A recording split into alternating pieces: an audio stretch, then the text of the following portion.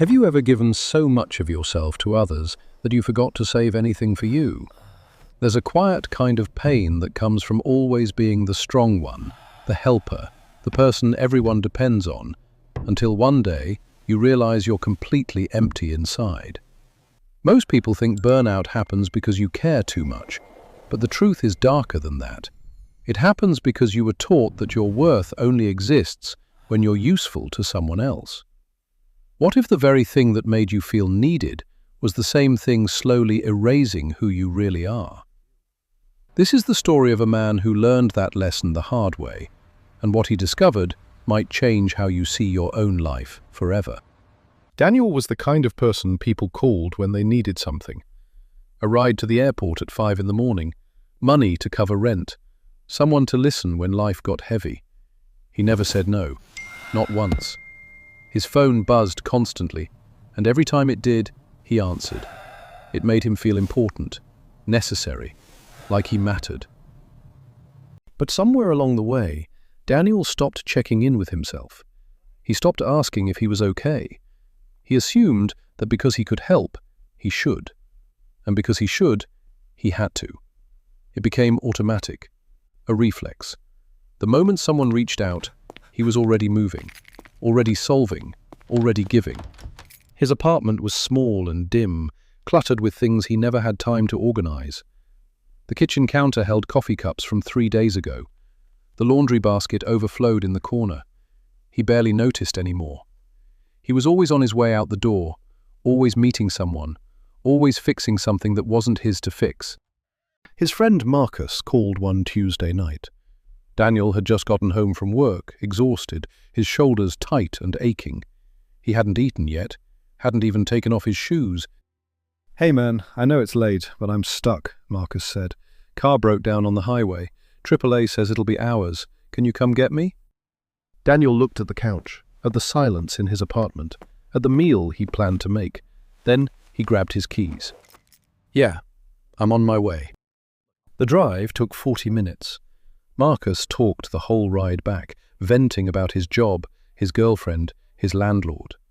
Daniel nodded, made the right sounds, but inside he felt nothing, just a low hum of fatigue that never really went away anymore. When he finally got home that night, it was past midnight. He sat on the edge of his bed, still dressed, staring at the wall. He couldn't remember the last time he'd done something just for himself. Couldn't remember the last time someone had asked him how he was doing and actually waited for an answer. The next day, his co-worker Emily stopped by his desk. She needed help with a presentation. Then his neighbor knocked on his door that evening, asking if he could watch her dog for the weekend. Then his brother texted, asking for advice about a fight with his wife. Daniel said yes to all of it, because what else was he supposed to do? But something inside him was starting to crack. It wasn't loud, it wasn't sudden. It was more like a slow leak, something draining out of him that he couldn't name. He started waking up tired, started dreading his phone, started feeling this strange resentment toward the people he cared about, which made him feel even worse because they hadn't done anything wrong. They just needed him, and he'd always been there. One Saturday afternoon, Daniel sat in a coffee shop, waiting for a friend who was late. Again. He watched people around him laughing, reading, just existing without urgency. A couple sat by the window, holding hands and saying nothing. A woman in the corner sketched in a notebook, headphones on, lost in her own world. He envied them. He didn't know when it had happened, but at some point his life had stopped being his own. Every hour was spoken for. Every bit of energy was promised to someone else. And the worst part was, he'd done it to himself. No one had forced him. He'd volunteered, over and over again. That night, Daniel's phone rang. It was Sarah, a friend from college he hadn't seen in years. She was in town and wanted to meet up, catch up, maybe grab dinner. "I can't," Daniel said. There was a pause. "Oh, okay. Is everything all right?" He almost said yes, almost brushed it off like he always did. But instead he said, "I don't know." Sarah went quiet for a moment, then her voice softened. "Do you want to talk about it?" And for the first time in a long time, Someone wasn't asking him for something. They were just asking about him. They met the next evening at a small diner on the edge of town. The kind of place with vinyl booths and old jukeboxes that didn't work anymore. Sarah ordered coffee. Daniel stared at the menu without reading it. "You look tired," she said gently. He laughed, but it came out hollow. "Yeah, I guess I am." What's going on? Daniel didn't know where to start, so he just started talking about the calls, the favors, the constant need to be available, the guilt he felt whenever he even thought about saying no. He told her about the resentment, the emptiness, the feeling that he was disappearing a little more each day. Sarah listened without interrupting. When he finally stopped, she leaned back and looked at him for a long moment.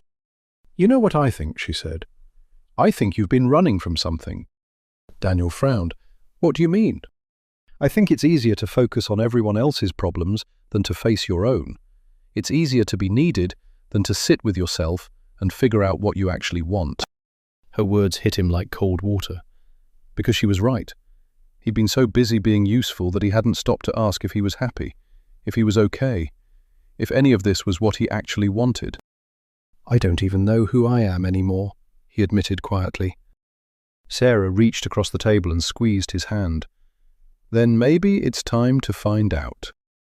That conversation changed something in Daniel. Not all at once, but slowly. He started saying no. Not to everything, but to the things that drained him, the things that felt obligatory instead of genuine. And every time he did, the guilt came roaring back, telling him he was selfish, that he was letting people down. But he pushed through it. He started spending evenings alone. At first, the silence felt unbearable. He didn't know what to do with himself. But eventually, he began to remember things he used to enjoy. He picked up a book he'd bought months ago and never opened. He went for walks without his phone. He cooked meals that took time, meals that were just for him. And something unexpected happened. The people who truly cared about him didn't disappear. They adjusted. They respected his boundaries. The ones who got upset, the ones who only reached out when they needed something, quietly faded away. And that hurt, but it also clarified things. One night, Daniel sat on his apartment balcony, a blanket wrapped around his shoulders, watching the city lights flicker in the distance. The air was cool and still. For the first time in years, he felt something close to peace. He thought about all the times he believed his value came from what he could do for others, how he'd measured his worth by how needed he was. And he realized that the most important person he'd been neglecting was himself. Helping people wasn't wrong. Caring wasn't wrong. But losing yourself in the process was. Daniel learned that real strength isn't about being available all the time. It's about knowing when to step back. It's about protecting your own energy so you can show up as your best self, not a hollow version running on empty. He learned that the people who love you don't want you to break for them. They want you whole. And most importantly, he learned that his worth wasn't something he had to earn. It wasn't conditional. It wasn't tied to how much he gave or how many people he helped. It was already there. It had always been there. The journey wasn't easy. Some days the old patterns tried to creep back in. The impulse to say yes when he meant no. The guilt when he chose rest over obligation. But each time, he reminded himself of what he'd discovered. You can't pour from an empty cup, and you were never meant to be empty. Daniel didn't become selfish. He became selective. He showed up for the people and moments that truly mattered, and he did it with a full heart instead of a drained one. And in doing so, he found something he didn't even know he'd lost. Himself. If you've ever felt like Daniel, remember this. Your life is not a service you owe to everyone else. You are allowed to rest. You are allowed to protect your peace. You are allowed to exist without justifying your existence through usefulness. The world doesn't need you to break. It needs you to be whole.